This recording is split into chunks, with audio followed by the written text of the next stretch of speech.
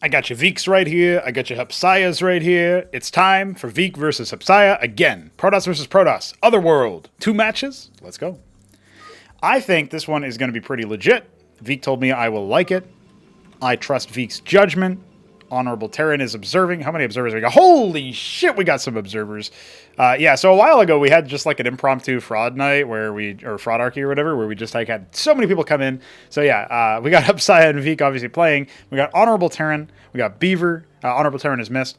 We got Iskatumesk. We got Enozlix. We got Smarty Cakes. And we got the Shambler. So a full house observing these two Protoss Titans. The Tyrian Purple Protoss in the top right is Hupsaiya, and the Alice Blue Protoss in the bottom right is Veeq. So I'm excited.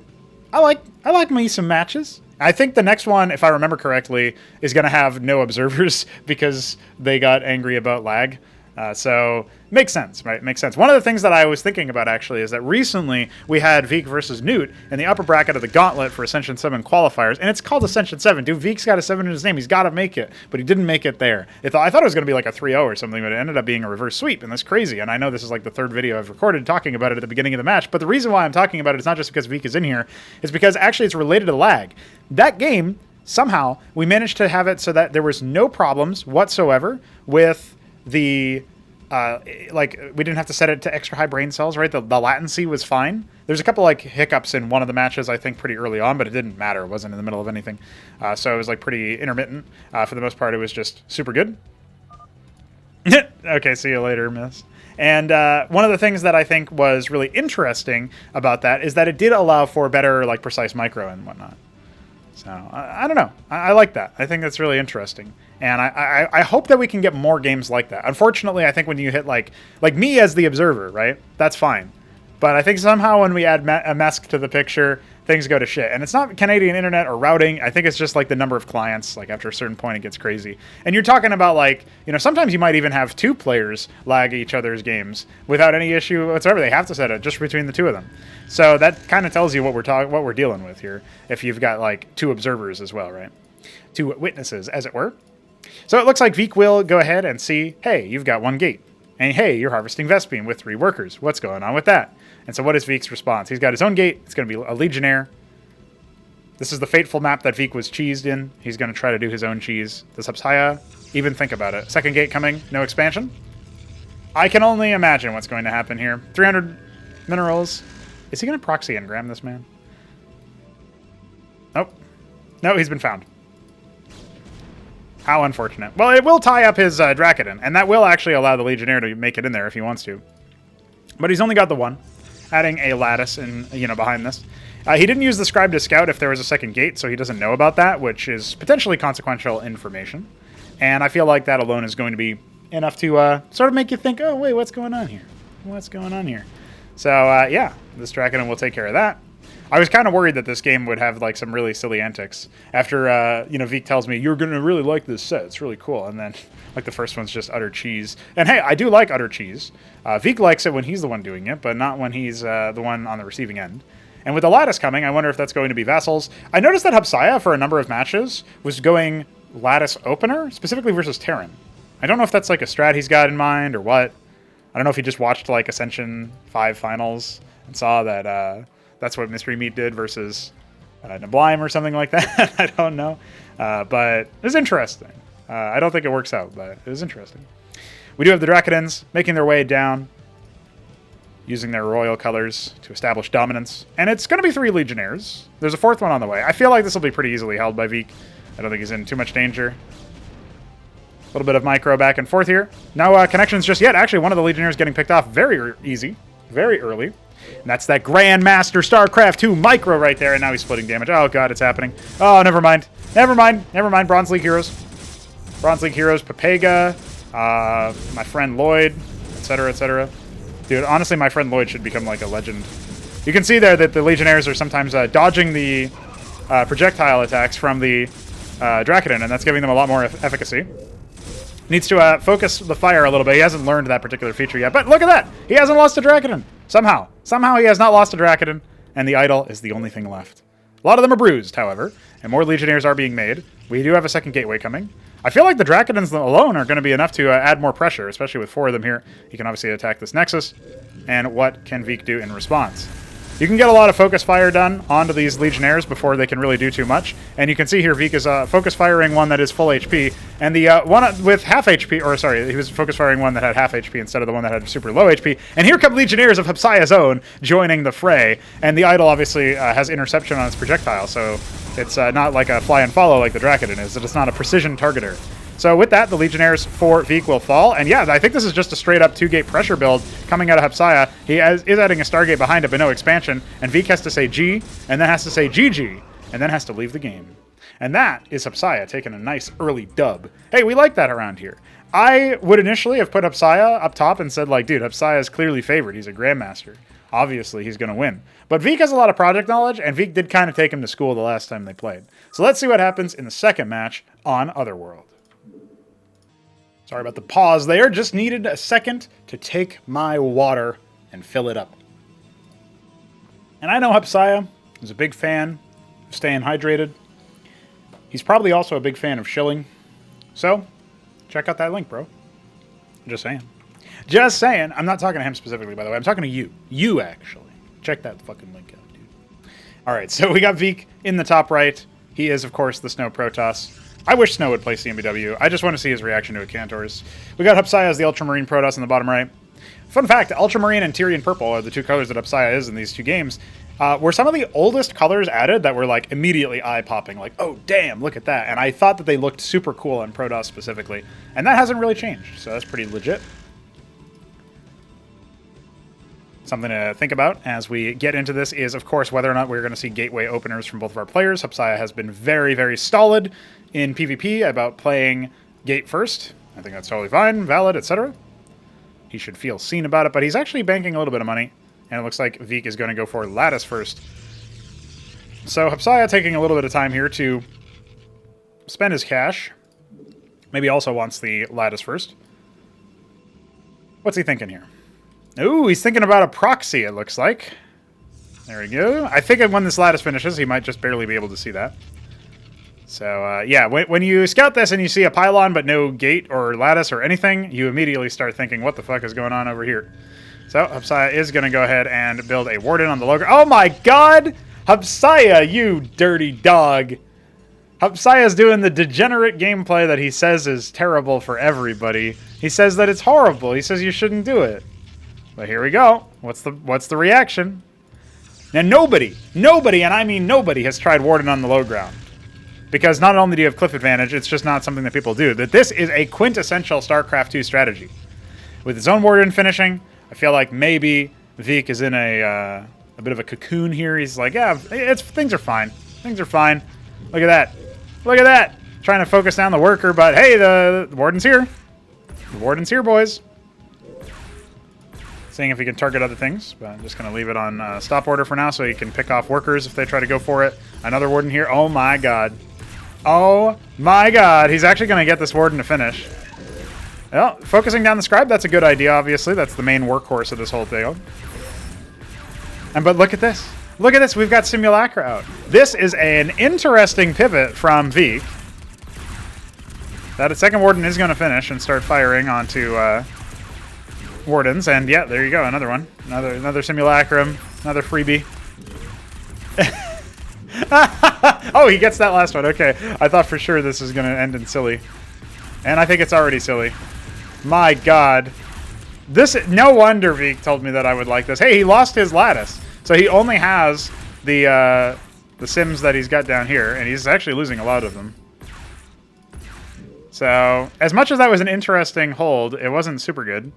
There's no counter cheese. We do have double Warden over here at the front, as now we no longer have to worry about anything else happening, and the lattice being rebuilt as a gateway is coming online. I'm kind of surprised Hupsaiya didn't have a gateway earlier, but he did dump a lot of money into that. And he's now tickling Veeq's scribe.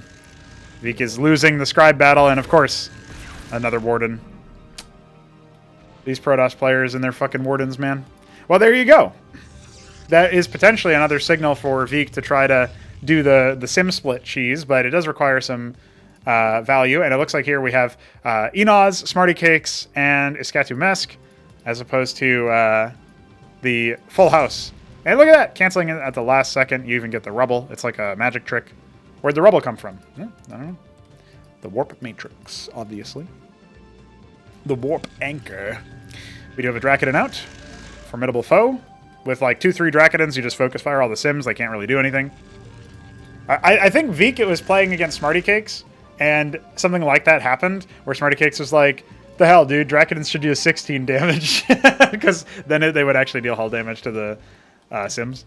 So, oh no, it was 3 Crow. 3 Crow was doing that to me. That was just a funny exchange. Taking the in-base, so Hupsaiya will have a little bit of an improved income. But look at this, a fast embassy. That means more workers. That means potentially more money. But it's all in the long term, right? If in the short term, Hupsaiya can exert some pressure here, as there's only going to be Legionnaires and Sims, then we might actually see some value out of that. But with the Golem here, I feel like he's going to be insulated. It's only 2 Dracodons right now, right? So I feel like, as silly as it sounds, we could see a macro game out of this, and that deserves a sip.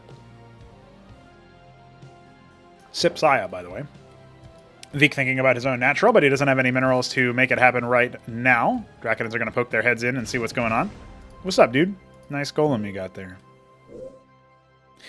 The way that the golem works now, by the way, is that when you attack it and it deals sustains shield damage, which obviously means it doesn't activate when it's not got shields. As long as it's got the shields, when you take damage, it bleeds a shield restore around it. So that will jumpstart flash shielding and so on and so forth. We do have another Dracodon coming, so there's going to be 4 in total. And we have a prostration stage. I love the prostration stage. I know that, of course, Hupsaiya has been taking a liking to the Pariah recently. It's one of his favorite units. It's melee, it hits air and ground, splashes, and so on and so forth. But a single vassal is the enemy of all. Unfortunately for Veeq, I don't think it's going to get out of there alive. See you, nerd. Nexus finished over here, so Hupsaiya can start to catch up in worker production, but of course there's another one coming for Veeq, so he won't be able to do that for too long.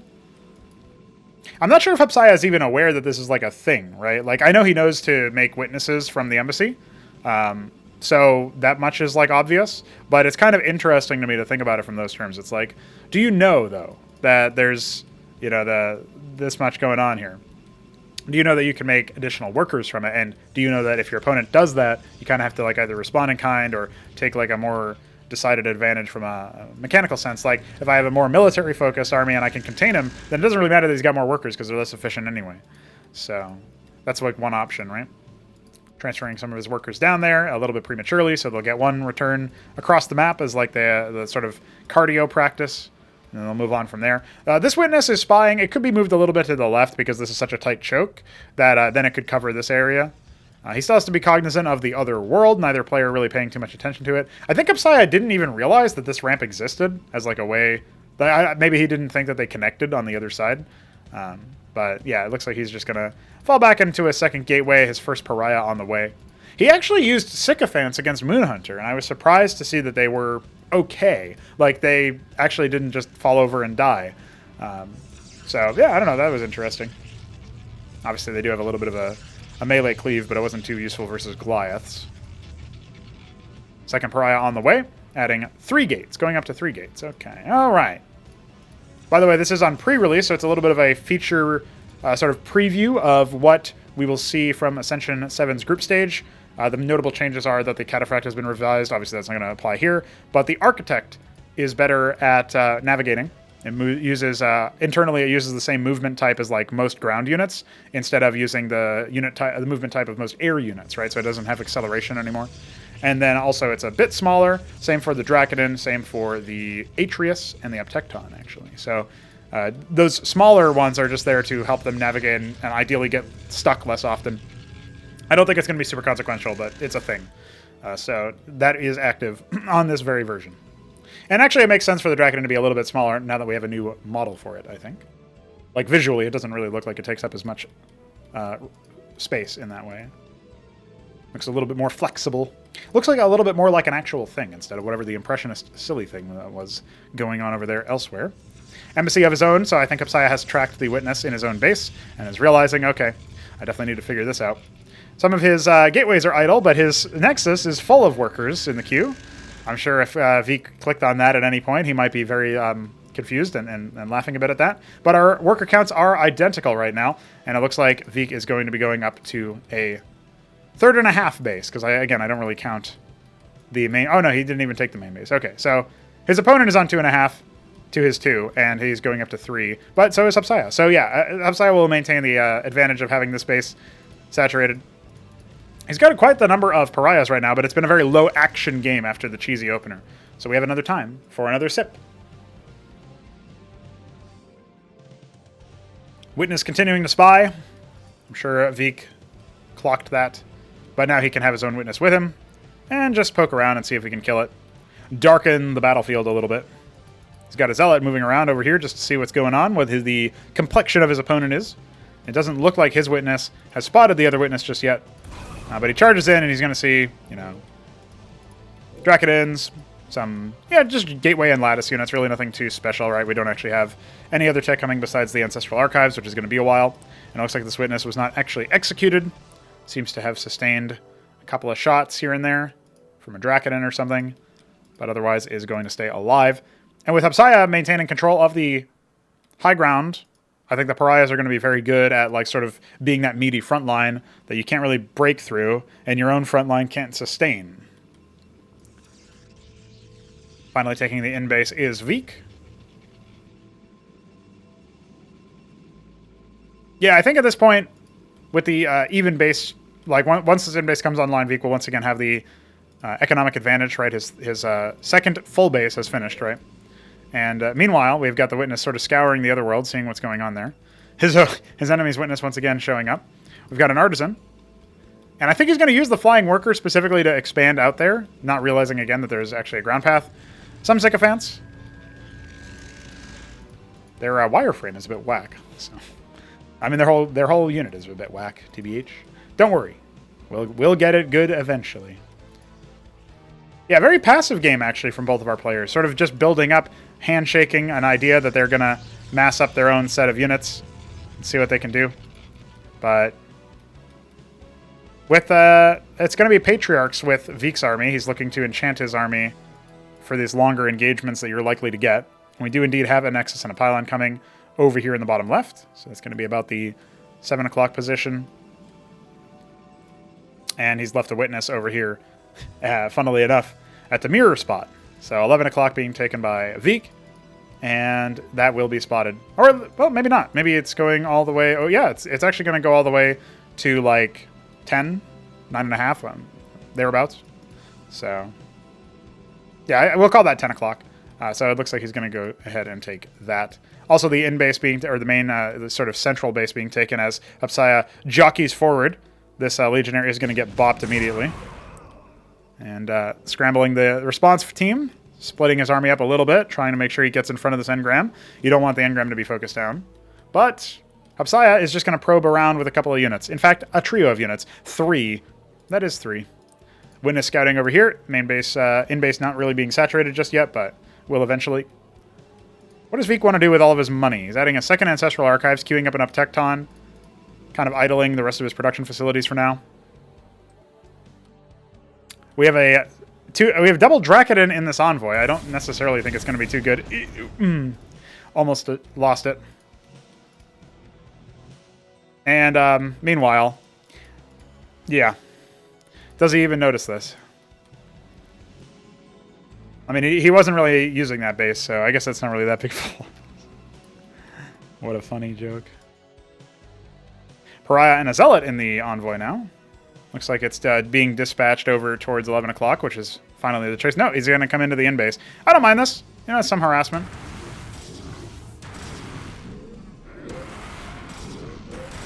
And obviously now, every single time a worker dies...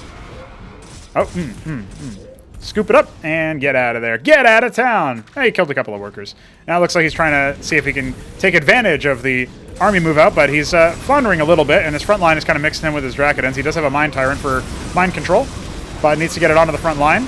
Pariah is soaking up a lot of early damage, and he's targeting the Uptecton. Not a bad shout. At the very least, it'll stun, and yeah, it'll just end up getting evaporated, so Veeq ends up killing his own Uptecton. Not a bad shout. Good Maelstrom to slow down this stuff, but now there's not really anything to stick to it, right?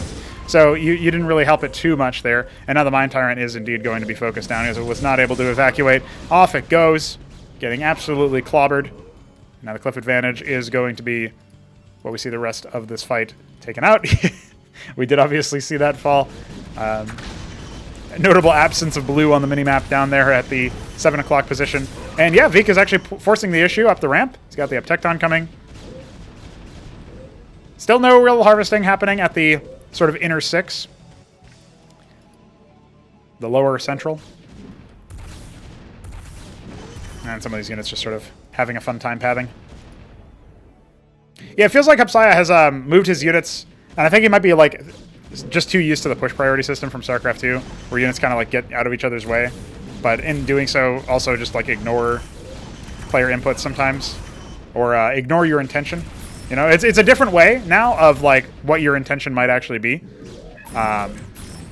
So that, you know, it's just something to have to deal with. Now he's finally clocked that his 7 o'clock base is taken, so he's going to go ahead and take 8. And the Uptecton on the cliff is just going to be utter chaos. But, hey, we've got a Pariah coming. Going to have to fall back there. And, yeah, I think the Uptecton is pretty much as good as dead. The Pariahs gave a lot of value to breaking that range-advantaged position, and there wasn't really any other melee. We were going to see some Amaranths. They take forever to go down from things like Dracodons. Assuming they're on top of them, right?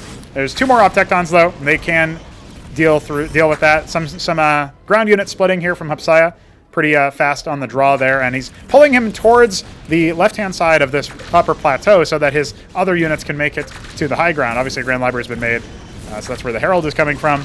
Trying to focus down those Uptectons, but he can't really dive on it with Dracodons. They're not fast enough. There is this Envoy, but of course the Pariah apparently was killed and dealt with at some point. The Pariah that was in it. And with the Witness just here to spy on this, he's going to realize, okay, my base is probably going to be under attack soon. He does want to go up here if he can so that he can hold it, but it looks like he's having second thoughts about that. Got the Grand Libraries, got the Prostration Stages, queuing up just a ridiculous number of units. And again, this is definitely where you would see like more experienced Protoss players in CMBW just add more production structures. Veeq's actually floating a lot of money as well, but he is adding an Argosy. He himself has no Crucibles, I'm noting. So definitely an area where I think he could have spent his money a little bit better.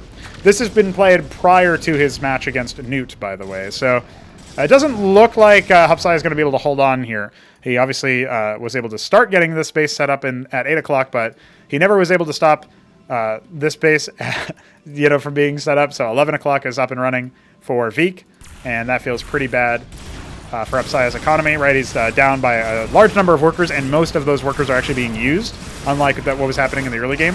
Veeq is posturing a little bit awkwardly here, and he's not actually going to be able to break this with the current forces, but there are more streaming in.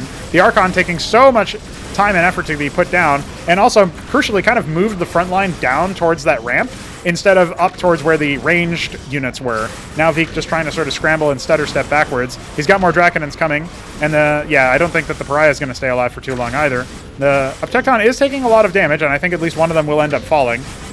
But the cliff advantage here is going to start kicking in for his remaining units that are being rallied forth. And there's only a small handful of Dracodons here. It's not going to be enough for him to force this back, just based on the Dracodon count alone. Forget about the Uptectons making a pretty big difference there as well. Look at this, Veeq even just sort of like absentmindedly sending some of his units in. He ends up killing a wounded Dracodon and then maybe forcing the issue here, although the Uptecton is totally isolated. Legionnaires making sure to stick to it. It could be a bit of a surround over here if Hupsaiya wanted to, but otherwise I think this unit might actually stay alive. There's 3 Uptectons over here. We do have a Didact. Yeah, like he could have maybe tried to surround it before it went down there, and at the very least there wouldn't have been like the cliff disadvantage that he was dealing with.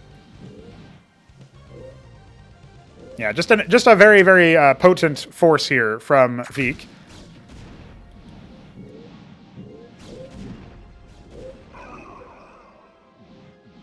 Starting to set this area up. He's got a single Warden. He's been making workers pretty steadily. And with all those units in the queue, you'd think so. But I feel like the writing is on the wall for this one. Uptectons are not really able to be collapsed upon. I feel like Zealots are an okay choice versus them, but when there's so many Uptectons, it becomes a little bit too easy.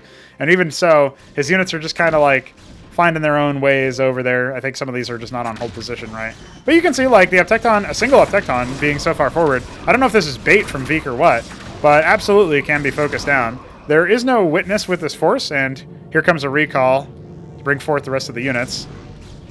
So that's going to link the rally point. You can keep that open for pretty much not as long as you want because it does drain energy, but you can choose to do that if you want. It looks like Veeq wants to save some for stasis. In the background, Hupsaiya was making Argosies, but only has the 2 Solarians.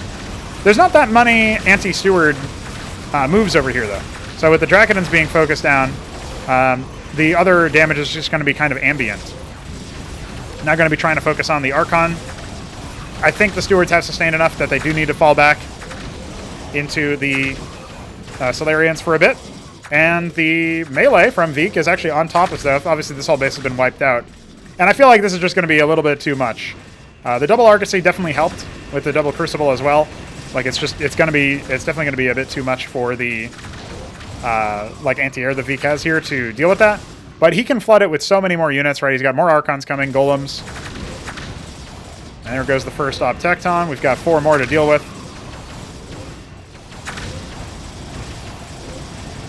And yeah, the Zealots just breaking down some of the production as well because they're being ignored. Here come the Archons trying to deal with the Stewards as well. That's going to be a lot more effective at dealing with them because you'll probably be hitting more, a couple of them here and there. But, it's drawing a lot of the fire, and the rest of the units are just busy, attacking everything else, right? So it's pretty hard for the the Solarians here to like fend this off. They're starting to pick off some of the things like the Golems, but that's definitely not the main target here. The main target is definitely the Uptectons. You break those and you pretty much wrap this up for the attack, but there's way more coming in, and I think that's just going to be way too much for Hupsaiya. He's not really been macroing too. I mean, he's been pretty good at like sending his workers onto that base at 8 o'clock. It's just that's it. That's all he's got, and his Solarian count, his Steward count rather, is decreasing over time. Starting to get epigraphs for more consistent damage. I think like Magisters and Pyrians would have been okay as well, but they weren't going to really save him from this. There's just such an economic victory. So honestly, that first attack didn't really necessarily put him behind too much, right? That you think about the Wardens and stuff that he tried at the beginning. It didn't necessarily end the game poorly for him. Like, it didn't put him off on the wrong foot. I feel like it was pretty even from there. But there were a number of decisions with the early stages of the game after that, where it was just like 10 minutes of nonstop, just like macro, building up some units and stuff, that at that point, he didn't really get a good beat on what to expect. He didn't see the Ancestral Archives coming.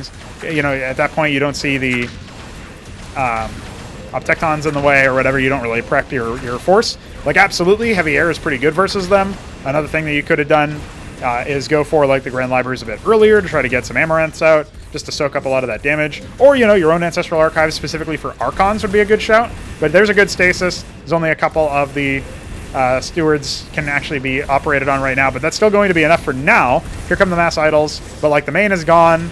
The Aquifer being attacked right now. There's only the one Crucible left, as well as the one Pylon that can be focused down just to depower it, and he's trying his best to stabilize with a lot of Solarians. Like, there's an outside chance that something like this could turn into like a surprise defeat for Veeq, but I just feel like he has way too much economy for that to happen. He's taken, 9 o'clock, he's taken the very central base, and he's ripped off most of what Hupsaiya's economy looks like right now. There's just not that much here. The one Epigraph is actually has stayed alive for a very long time. There's some Pariahs out here. They are going to splash down a lot of the Stewards. But I don't know, like, with a little bit better micro, I feel like Hupsaiya can actually just focus this down. I think the Stasis was a good shout. It's probably something that Veeq should have tried to do a little bit more and kept his Didact alive, but unfortunately it was focused now. But you can see here, now with the splash damage, there's just too much damage onto those Stewards, and you will eventually start to see some of these units end up falling.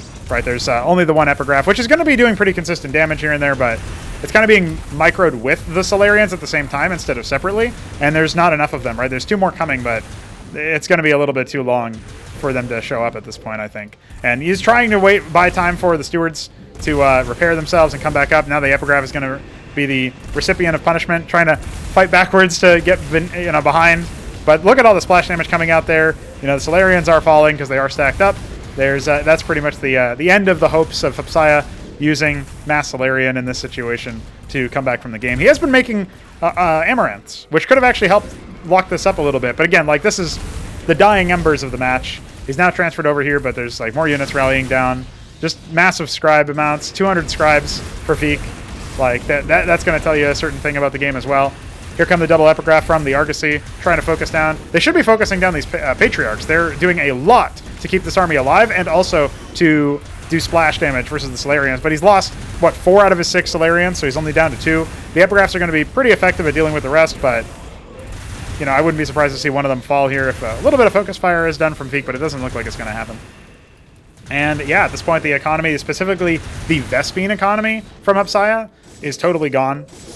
And this Nexus is unlikely to actually get up on the line, thanks to the rally point. I feel like Veek's actually been toying with his food a little bit. He never ended up making, you know, too many other units. Here comes the Didax, here comes a bunch of Golems, and a couple of Patriarchs, but I don't know. I don't think that's going to happen. I don't think that's going to be enough. He is taking his main again. Hupsaiya trying to stabilize as much as he can. I feel like we've known the outcome of this match for a while now. Patriarch Shots doing their best, trying to splash down some more stuff. Solarian's trying to be the lifeline, but he cannot make too many of them. At the same time, if Veeq keeps like single filing a couple of them, that isn't going to be the best. It looks like, you know, back over here, there's just like this total assemblage of nothing but mass golem. Veeq is seeking to overwhelm his opponent with units that just don't care about the air. However, the epigraph count is growing. Another one on the way. Hupsaiya realizing, wait, he can stall this out a little bit longer, I guess. But yeah, I mean, how long does it have to be before you realize, oh shit, I ain't got nothing. There was a Didact with this army, but it isn't actually going to be used, so that's a little bit sloppy from Veeq. 300 Vespene immediately down the drain. He's been massing up a bunch of Panoptises on the side in the central base. He is not yet aware of this base. If this was crushed at any point, that also would have been a much faster GG. But Hupsaiya just sort of like, one of the things that I always say is that as much as it might be a little silly or even frustrating for like viewers to watch, like, why doesn't the game end sooner? Why doesn't he just GG? Hupsaiya is getting a lot of mileage out of this match in terms of like learning how certain units interact with each other and what the responses are. This Panoptis thing is not really going to help him too much because you don't really see the situation happen. But, you know, at least he knows, like, okay, if I see a large number of that unit, then I know it's going to be designed specifically to try to deal with my capital air. And that will finally force him to GG. But until then, it's got to feel like a lot of different interactions in the game. He got a feel for what to expect out of the game in PvP. And so maybe this is much needed practice for him going into his match today, as of the time of recording, the 29th of November. We are going to see him take on iSarcasm in a qualification bout. So I'm excited about that. And there you go. No GG necessary. I felt the GG in my heart. And that is, of course, Veeq taking the match. It definitely took a lot longer than I think Veeq expected. And it took a lot longer than I expected. But again, Hupsaiya getting a feel for the game. That match was a bit closer than it probably looked, but there's definitely moments where I feel like Hupsaiya wasn't pressuring his opponent well enough. Had the idea to drop and stuff, but like didn't really follow through with it. Felt a little non-committal. And then didn't have any sort of siege or artillery or heavy air. So there's like lots of options where he could have gone for architects, tectons, again, heavy air, even like a mass of light air. All of that could have worked because most of the army that Veeq had was single target if it could attack air at all. And I feel like, you know, accompanying that with the pariahs would have been really useful. Obviously, that would have required a little bit more macro in the side of like more economy, I should say, on the side of Hupsaiya. And I have noticed that he does tend to like queue a lot of units and not necessarily use them.